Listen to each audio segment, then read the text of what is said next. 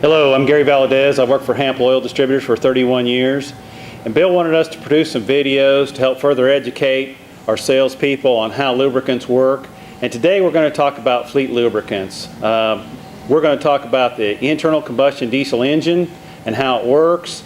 And we're at Holmes Trucking in North Broadway in Wichita because he has engines and stuff that we can look at, and we'll show you how it works. Diesel engine combustion is much different than gasoline engine combustion.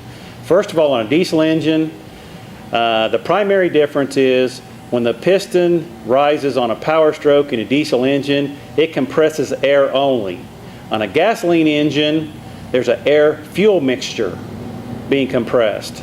So what happens on a diesel engine is as the air is compressed at a tremendous rate, all diesel engines have to have at least 17.5 to 1 compression ratio in order for them to fire the diesel fuel. Most gasoline engines are 8.5 to 1, maybe 9 to 1. And I'll explain that to you. This is our demo engine, and actually this is a gasoline engine. And I don't know if John can get a good picture of this, but as this piston comes down and then comes up, it's compressing air on a diesel engine. On a gasoline engine, it's compressing a fuel-air mixture. So this is just one great big compressor, and it's driven by fuel. Okay, so as it comes up on a diesel engine, we'll start our power stroke. As it comes up, it's compressing this air at a ratio of 17 cubes being compressed into 1. Okay, then close to top dead center, diesel's injected before top dead center. Not at top dead center, before top dead center, diesel's injected. And then as that diesel's burned, it pushes this piston down, creating a power stroke in this engine. Like I said, this is a gasoline engine, but for demonstration purposes, it works a lot better. Okay, now, in the top of the head, which is the head of this engine, there will be an injector. We're going to go with common rail direct diesel injection. There will be an injector right here between the two valves generally. And that injector will inject diesel fuel in before this gets to top dead center.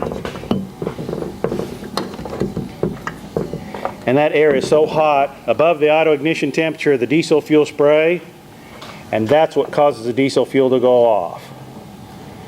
And then it burns, pushing this down. Now, the reason we're talking about that is because the more everybody understands about this, the deeper you can go when talking to your customers about this, the better you're able to sell lubricants and understand really what's going on in this engine. The more everybody understands, the better able you're to consult with your customers about what's going on. In subsequent videos, if we're ever allowed to make another one of these again, we can talk about other components, transmissions, final drives, hydraulics, and all that, and we will get to that. The underneath side of the piston head, there's valves. The larger valve is the intake valve. The smaller valve is exhaust valve. And this happens to be an overhead valve engine. The valves are actually over the top of the piston head. That's why they call this an overhead valve engine. These are the valve stems sticking up through the valve springs. The valve push rods go through these holes, and these rocker arms rock back and forth, opening those valves. My hands aren't strong enough to push that valve down and open it, but that's how this whole thing works, and it's all based on timing of the engine. It's a 4-stroke engine. All the diesel engines now, all the late model diesel engines are all 4-stroke. There's no more 2-stroke diesel engines out there. They've been gone for quite a while now. Detroit Diesel used to make one, but that's what they're doing. Now, what engine oils have to do, it's the most difficult task, is to absorb the byproducts of combustion of whatever it's burning. And diesel fuel, of course, it's absorbing the byproducts of diesel combustion that makes it really tough. So, here's our crankcase with engine oil down here. This is just like an inline 6-cylinder engine. but except we have a single piston. The engine oil's down here. As the diesel fuel burns in here, diesel gas and diesel fuel can slip by these piston rings right in here and escape into the engine oil down here. And that's the engine oil's most difficult job, is to absorb those byproducts of diesel combustion. They dilute the engine oil, they break the viscosity down, they degrade it through heat, and the whole time all this is being whipped around, creating what we call oxidation.